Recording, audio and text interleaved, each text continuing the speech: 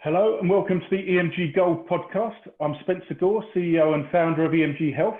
Today I'm joined by a very special guest, Mr. Grant Cardone. Grant is best known, I think, perhaps as a motivational speaker, a sales trainer, an author of numerous books, not to forget, obviously, a property tycoon. But you might also know him from his famous 10X conferences. So I first heard of Grant back in January 2017, I think it was, when I bought Be Obsessed or Be Average, which is one of my favorite books of all time, I must add. I've since read all of his other 6 books. I've seen him speak in London, in Miami, and most recently in Vegas, where we had a corporate box for 10 of our sales team, which was a mind-blowing experience.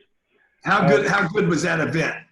It was phenomenal, absolutely. I had, so when we went in the year before to Miami, I went with one colleague, and he told me a couple of times it was life-changing. So we decided to take 10 of the team this time, and I heard life-changing mentioned, I don't know how many other times. It truly is a fascinating event, and we also had the privilege of seeing the Tyson Fury fight as well while we were there. So that was wow, that was awesome. Brilliant, absolutely brilliant. So yeah, it was great.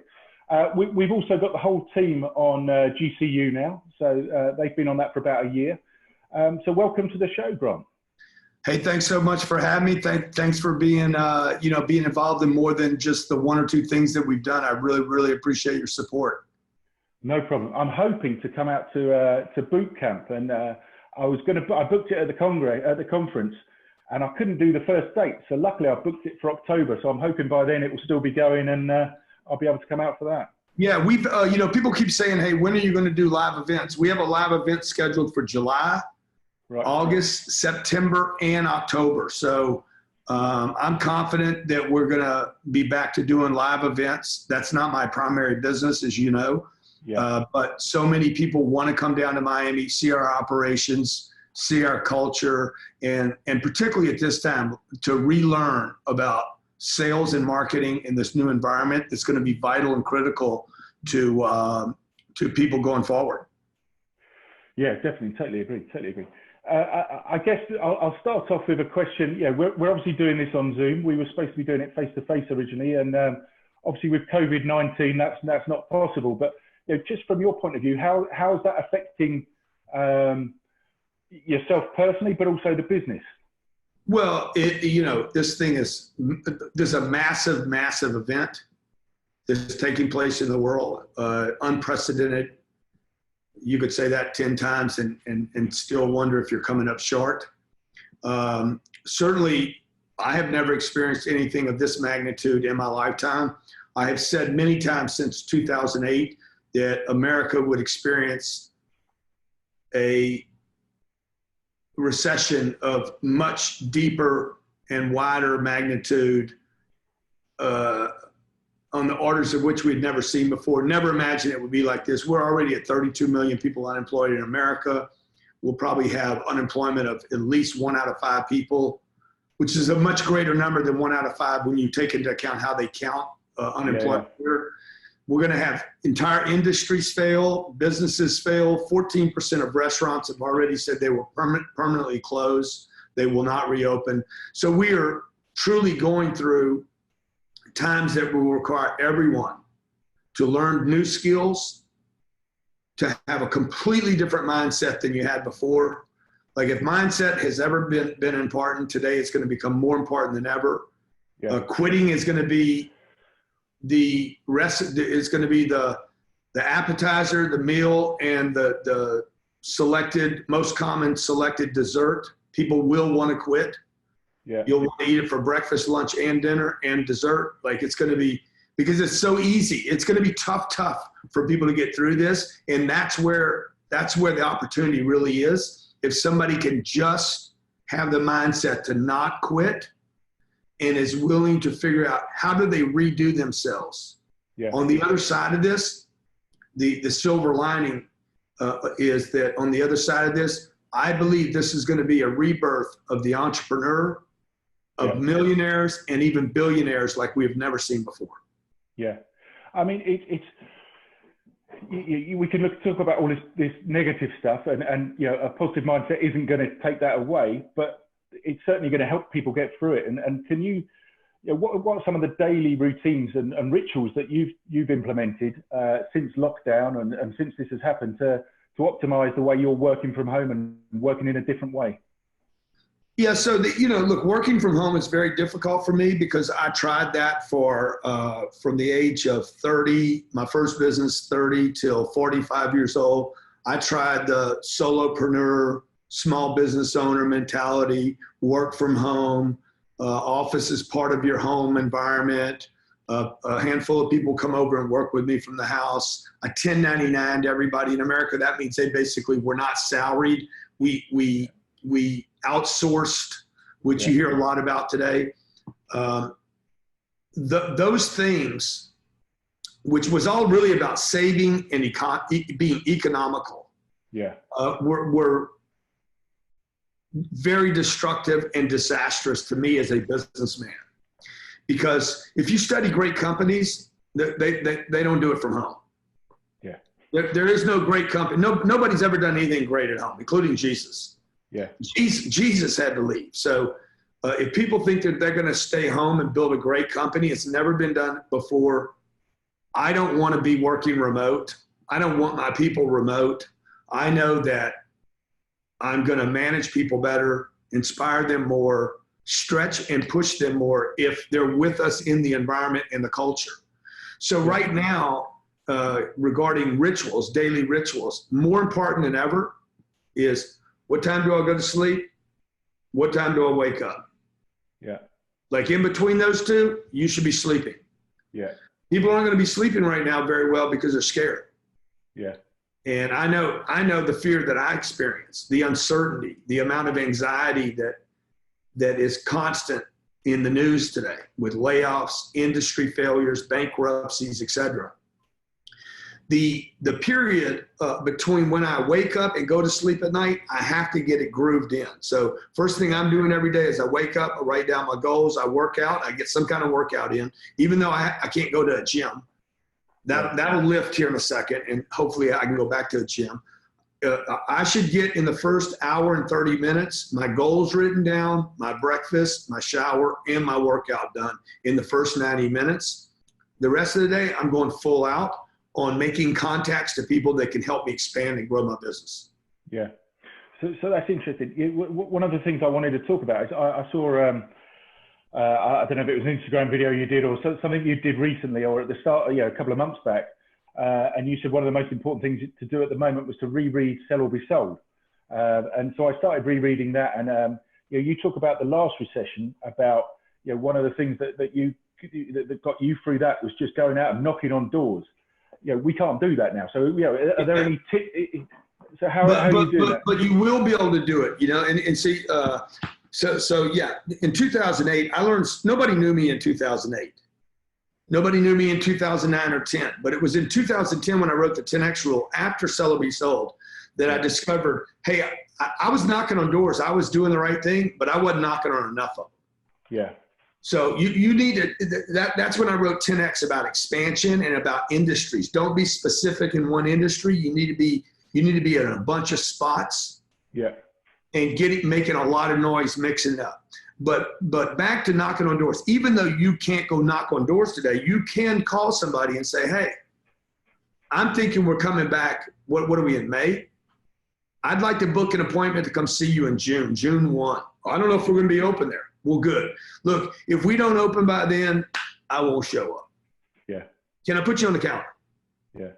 Yeah, man, sure. You want to be the person making a call right now, booking the future, securing the future, anchor down into the future. Yeah. Who knows? Maybe I can take that June 1 and pull it back to me today and offer the client something today. Yeah. I called him to talk to him about a door-to-door. Yeah. So I need a list, I need an opening, and I need follow-up.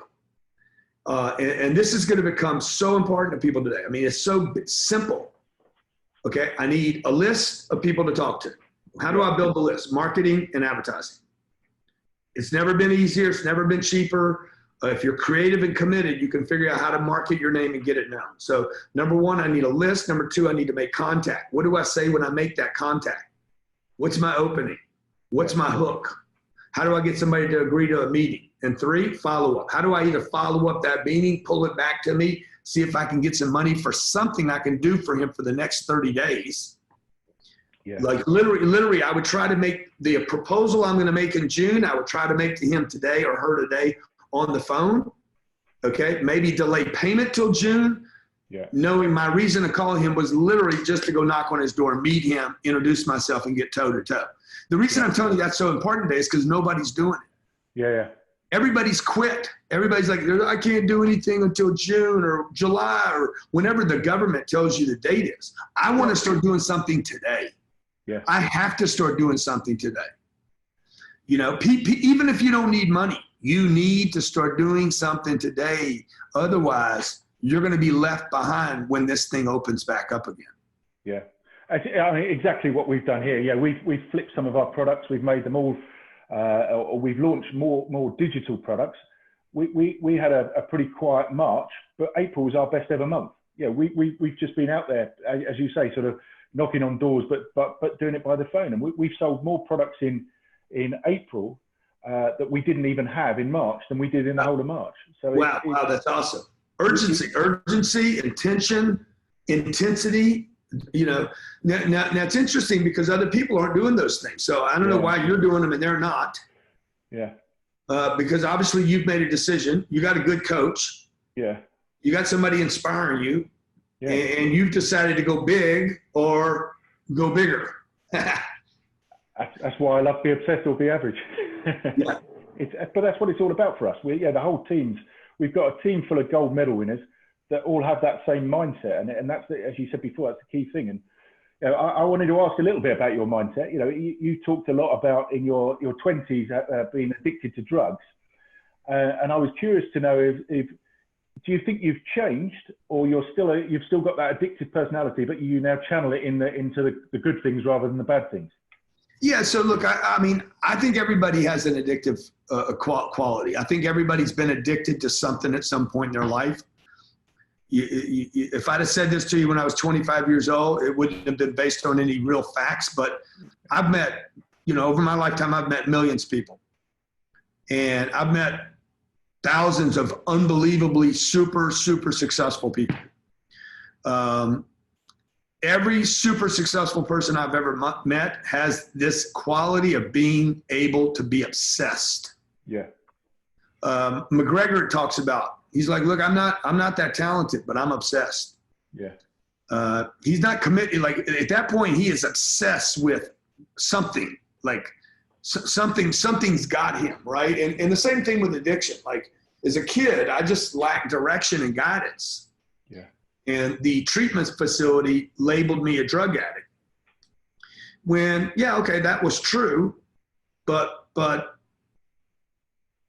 why don't I just take that addictive quality, that I can't let it go thing? I got to do it. I have to do this. Why can't I just shift that to another better directed, more survival impulse, if you will? Yeah. And so I've trained that impulse. The impulse can be trained. It can be taught. How do I train the impulse to say, hey, my duty, my obligation is to be successful.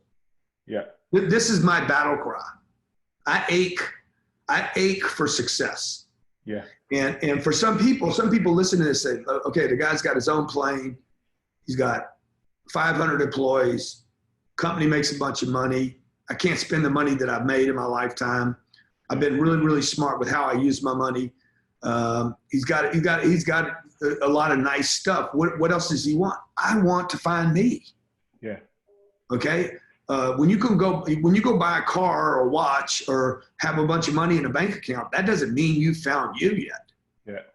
I want to find my potential, you know, the qualities that make me unique. Yeah. And how can I make a contribution? So those are the things that I'm obsessed with today, that when I was 25, I was obsessed with, okay, I got to get a career. I got to be good at it. I need to make a little bit of money. I need to save a little money. Then it was like, okay, I'm going to start a business of my own. Okay, now I became obsessed with that. And then it was like, okay, I need to get my business making more money so that I can actually start a third business. Yeah. Then I started a third business. It was real estate. I became obsessed with, okay, I need the first two businesses to keep working. because I'm obsessed with them. Yeah. Obsessed doesn't mean you quit. Yeah. It means you can add. If you lose a little interest over here, once you add something, but don't drop these. Yeah. Because what most people do is they start one business, then start a second one. The second one becomes interesting, and then they drop the first one, and they're back to one again. Yeah. And they got smaller. That's why I say, look, go big or go bigger. Yeah. It's never go big or go home. Go big or go bigger. Yeah, definitely. And you'll meet yourself on this journey. And I don't mean the old self. I mean the next part of who you are. Who are you really, Grant Cardone? So who people knew me in 2008 was different than 2010, and it's going to be different in 2020. And I promise you, the next time you come to my growth conference, it will be completely different. Yeah. It will be bigger. It will be better. Without a doubt, I know I hold the single best conference on planet Earth. That includes Microsoft, Salesforce, IBM, the biggest companies in the world. There is no one. Tony Robbins doesn't hold a stick to, like, there's no one, and this is not bragging. This is like, I am unequivocally the best single event. We do one a year. We don't do 17 a year. We do one event a year, and it is simply the single best event in the world. Yeah.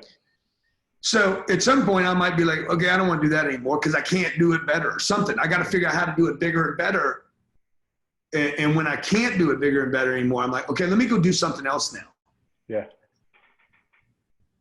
I love that. I think it's why not do everything? Look, you were there, right? So you know, like on Sunday I brought Floyd Mayweather out. Floyd Mayweather wasn't even on the card. Yeah.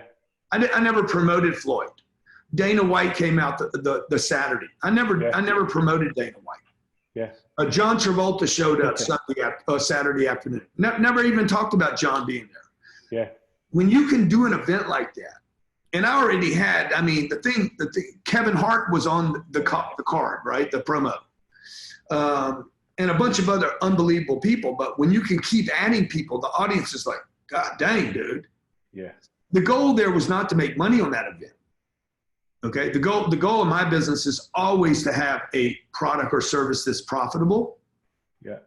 But the real mission was, I want people to see an event when they talk about it without any pushing for me. They're like, that was the single best event I've ever been to in my life. Yeah. Of any event, like even going to like Circus Olay or even the fight. What would you rather do? Go to the Fury fight or go to my event? Oh, the Fury fight was a nice bonus. There's no competition. The 3 days we spent with you and the speakers was phenomenal. Yeah. With no promotion from your guys, we went from 1 person last year to 10 this year. We 10x'd it, and we'll do the same next year. There you go. You put on a service like that and deliver that sort of quality, you don't have to sell it because you're over delivering, and we're getting a better return than we anticipated. So it's a no-brainer. Yeah. Talking about mindset, there's a lot of people talk about hard work. A lot of people talk about mindset. We recruit on values, so the mindset type of thing, rather than the results. And we'd rather have someone that had all of our values, but wasn't necessarily the finished article, because we think we can train the skills, but we're never going to change their mindset. Is that the sort of philosophy you use with your team? Yes, certainly. I want people that, I think the mindset's more important than the talent. Yeah. Do you think you can train that mindset? Say again? Do you think you can train that mindset, or is it something that you've just got, but you're maybe not using in the right way? I think that when people get around other people that are striving to do more, they want to do more, or they're going to leave. Yeah. So the thing that makes my company work here is that we make so many mistakes every day. It's unbelievable. Half the time we don't even know what we're doing. But the push to the next thing that comes from leadership, it can only come from leadership. There's got to be someone driving that agenda. Yeah. I was just in a meeting with 2 executives, and they're like, we're doing so many things right. Okay, good. Well, that's all in the past for me. Yeah. Okay. What's the next thing? What's the next thing, guys? And this is my friend Tim Grover. He trained Kobe and Jordan, and he's like, Grant, your mindset is so much like those guys. What's next? I don't know how you get that. Yeah. For me, the way I've gotten that is because I'm very, very honest with myself.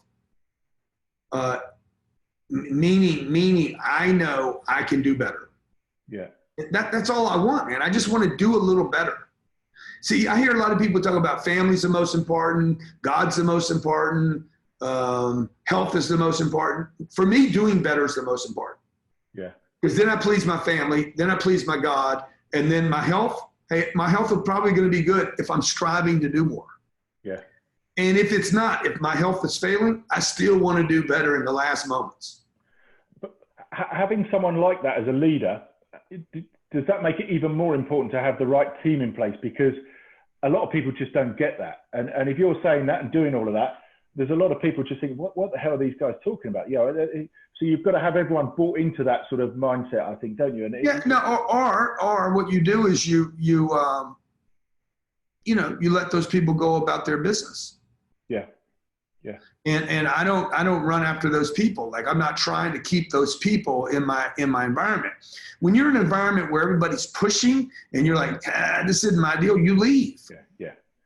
We call it deselecting themselves. Yeah, exactly. You're just like, you leave. I mean, I have a lot of people quit our company. So they're like, I can't work here. It's too much. Okay.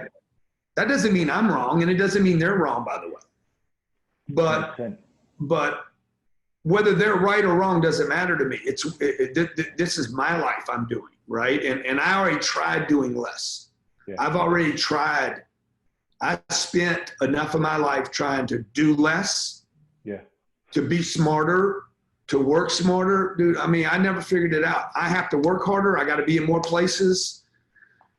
I need quantities of activity. I need quantities of customers. That's the scary part about a contraction like this, is the quantity of customers shrinks so violently. Yeah. That you have to have a huge pool of people.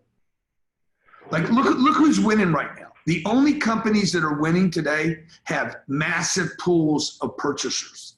Amazon, Facebook, Netflix. They went into this with a Starbucks, mass numbers of location and a good balance sheet. Yeah. You can't have a lot of stores and a lot of customers and have a bad balance sheet and no customer service. Yeah. So you can be in the wrong place at the wrong time. By the way, you didn't get there because you knew nobody's getting surprised about this economy right now. Anybody that's in trouble because of this event was in trouble before this. Yeah. Now the airlines and the hotels will say, no, we didn't know. Everybody knows people quit flying when the economy contracts. Yeah. Everybody knows that hotels hotels and cruise liners get hurt when the economy contracts. We've been through a 12-year expansion in the economy. Money's been free. Yeah. JCPenney's, Macy's, Neiman Marcus, these companies that have been mishandling people in their stores, they're in trouble. But they were in trouble before this event. Yeah. As you say, it's not, this particular event's a surprise, but you get a recession every 10 years on average, roughly. So it's not a huge shock. You've got to be prepared at some point. Yeah, it's just the way this one's happening is unique, right? But look, if you're not, your balance sheet, it's got to be a balance sheet. Who's on my balance sheet? People, customers. If I have one customer on my balance sheet, you're susceptible to a problem. Yeah. No matter how good that customer is. If I only serve Microsoft or Apple and they can pay forever, the moment somebody comes along and creates something different, they're gonna bounce. Yeah. So I need a balance sheet that includes a lot of customers today, and I need a balance sheet that includes a lot of cash. Okay, and it's cool. You can have a lot of debt, but you better have a lot of money. Yeah. And you better be making a bunch of sales. And so that's the game today. Now your audience that's maybe, just lost their job, they're like, what's this got to do with me? Everything. You need a balance sheet of customers, you need a balance sheet of money, and you need a balance sheet of assets, and you need to have more assets and liabilities. You just got to rebuild now. I've been rebuilding my whole life. I'm rebuilding through this. This is going to be a huge, unbelievable event for a lot of people in a good way. Because it gives you a chance to pivot and spin up and figure out, hey, what you were doing before this did not work. Yeah. The coronavirus didn't happen to you. It happened for you. Yeah. Love it. So, you were talking there a little bit earlier on about, how you're always wanting to get better and do good. What sort of personal development are you doing yourself? What floats your boat when it comes to getting better? What sort of things do you do? Well, one thing I do, I mean, some of your audience might know I'm a Scientologist. I've been studying Scientology for, 15 or 16 years. It has been the most helpful, supportive, analytical, rational, sane thing I've ever done in my entire life. It has helped me with communication skills, confidence skills, courage, the ability to like, hey, I'm going to rent a whole stadium and I'm going to fill it up. So, the press just beats it up, like, because that's what the press does. The press just, there's so many, it's just fake news, right? But it has helped me so much in a practical way, not a faith way. Like most religions are faith-based. This is a very practical way to like learn, what do I need to know about me so I can have more courage in my life? Yeah. What do I need to know about me and others so that I can have better communication? Kind of important if you want to be on Instagram and Facebook. Yeah. Okay. What do I need to know about me to have more confidence with myself so that when I start getting more successful and I start getting more criticism or hate or whatever it is, I'm able to handle it without it squashing me. Yeah. In addition to courses on marriage, courses on raising kids, like courses on just basic communication cycles, courses on how has history impacted people, and I can know how to use history to start predicting where I need to be in the future. Yeah. Great. And talking of the future, what are the goals for the next 10 years for GC? We want to take, we're in 2020, so I would love for the real estate portfolio to be at $10 billion. I'm at 1.7 right now. I think that's easily doable in the next 10 years. That'll put me in my 70s. So my speaking career will be probably starting to end. So we'd like to do some really big conferences. I'd like to get to more places in the world with Grant Cardone license, our license program. Yeah. I'd love to be in 184 countries and have tens of thousands of people partnering with me as a licensee. Yeah. As a partnership with me, promoting Grant Cardone University and Grant Cardone products. Yeah. So we got big plans, man. I mean, look, everybody's running out of time. Yeah. Yeah. So people are like, I don't have time. I don't have time. Good, use it. Because everybody's running out of it. Yeah.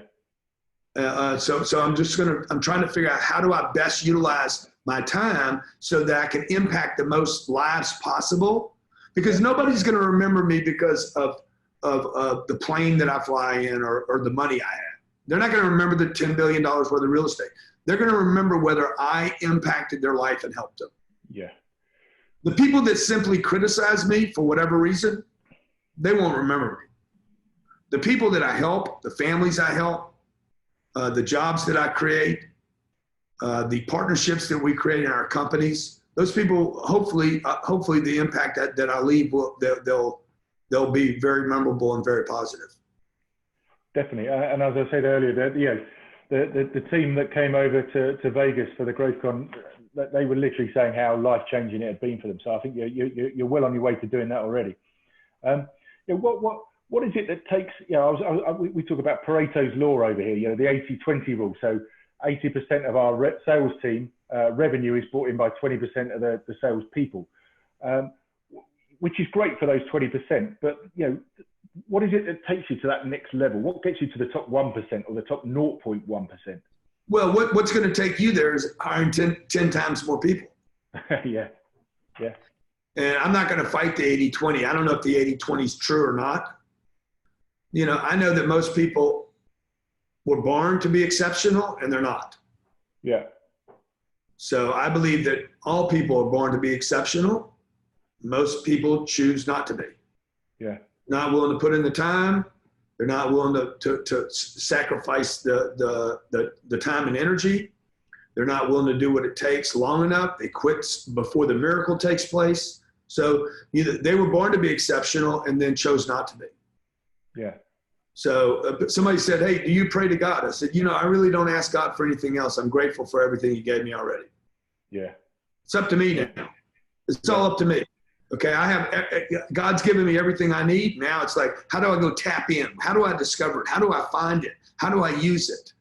Yeah. So the thing I used to find the better performer, and Spencer, I've kind of given up on the better performer. I know the way to find the great performers is for me to expand the top line of my business. The way for me to find a better customer is to expand how many customers I have.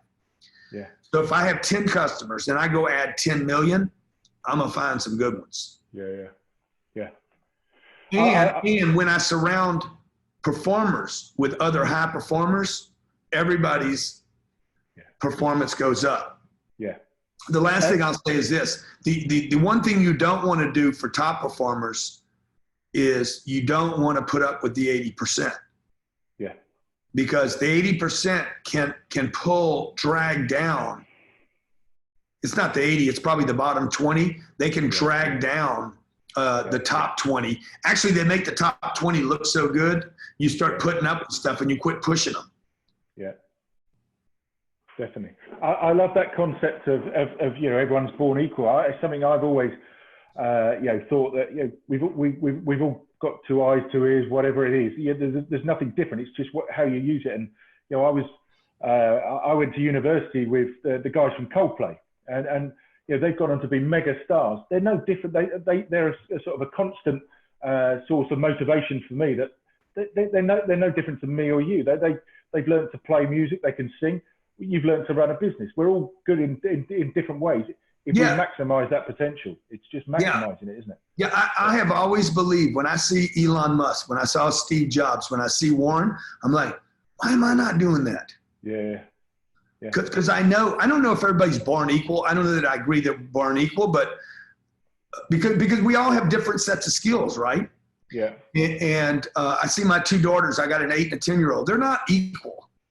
They're different, right? They're completely different. I know what you're saying too, right? But I think what they are is they're both exceptional in different ways. Yeah. But so what? That doesn't mean that the one that's most exceptional is going to do better in a particular category than the one that's not. Because whoever is most obsessed with that thing, this goes back to be obsessed or be average. Whoever's most obsessed is going to win the game. Yeah. If you're most obsessed with your advertising and your marketing, and you are more committed to your marketing than your money, and you're willing to actually take debt out in order to advertise your product, you could have an inferior product. Inferior products beat superior products every day in the marketplace. Yeah. Because somebody was more obsessed. Coca-Cola's got a shit product. Yeah. And nothing good about it. They're willing to advertise it. They're obsessed with the advertising of Coca-Cola. Yeah. So they pump their little sugar drink into the public. McDonald's they don't make a great hamburger. They sell a lot of them. Yeah, definitely.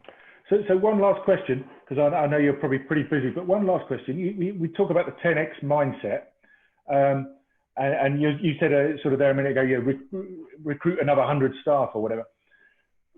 We're in a pretty good position where we've got a database of 500,000 healthcare professionals. We work with the top 20 pharmaceutical companies in the world.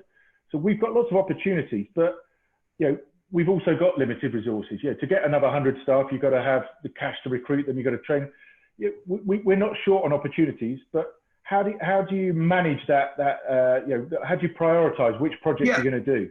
So number one is, I would say that, everybody's got limited resources, but before the resources is the courage. Yeah. Okay. If you knew it was going to work, would you do it? Yeah. Then there's the confidence. So it's courage and confidence. Because if you know you're not going to quit,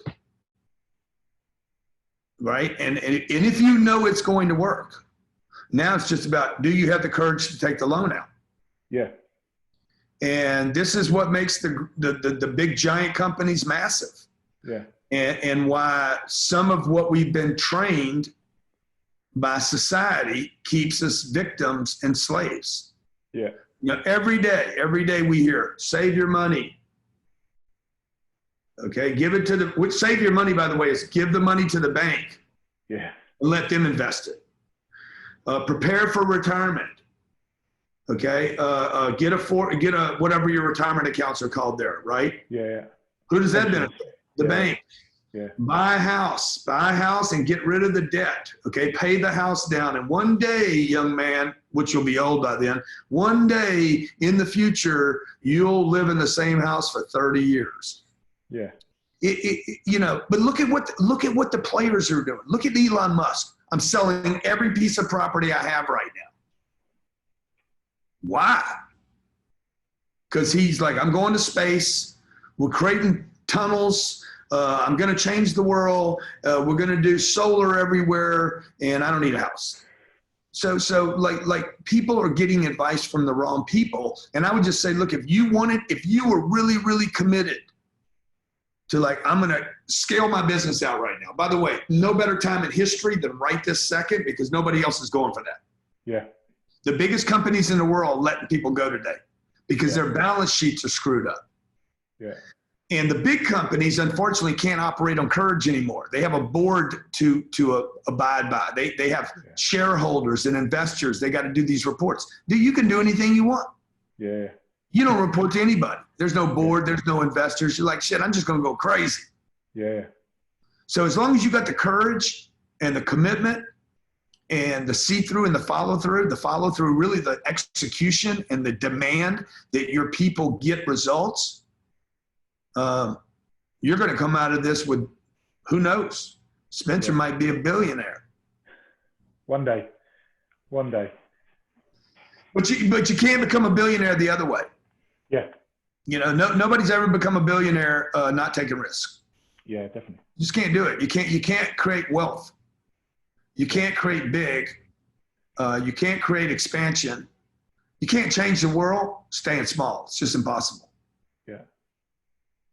Brilliant. Grant, I could talk and listen to you all day, but we've probably run out of time, I think. So it's been an absolute pleasure. I love listening to you. Hopefully, travel permitted, I'll see you in October, if not sooner, at boot camp. Hey, I can't wait, brother. I can't wait. I hope you get down here sooner.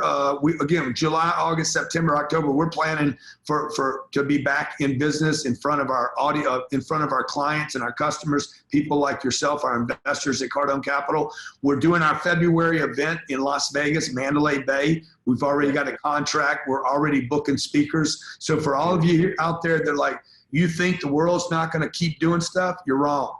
Yeah. We will be doing stuff. You will be doing stuff. You won't even remember COVID-19. Yeah, definitely. People will remember 2020. Yeah. The year of the quarantine. Yeah. And you'll remember you lived through it. Everybody's going to get through this event. The question is, and this is what I'll end with, is like, people need to decide. You need to understand, number one, you will survive this. Yeah. There's no way you don't survive it. The question is, on the other side of this, are you bigger or are you smaller? Yeah. Are you better or are you worse? Yeah. You know, are you more unstoppable or less unstoppable? Because that's the choice. You're not going to be the same. It's impossible to be the same on the other side of this event. You're going to be different. Question is, for me, I just want to be better on the other side. Yeah. Brilliant. Grant, appreciate you, brother. It's been an absolute pleasure. The listeners hopefully have enjoyed it as much as I have, and thank you very much. Love you, man. Appreciate you. Take care, Grant. Thanks, sir.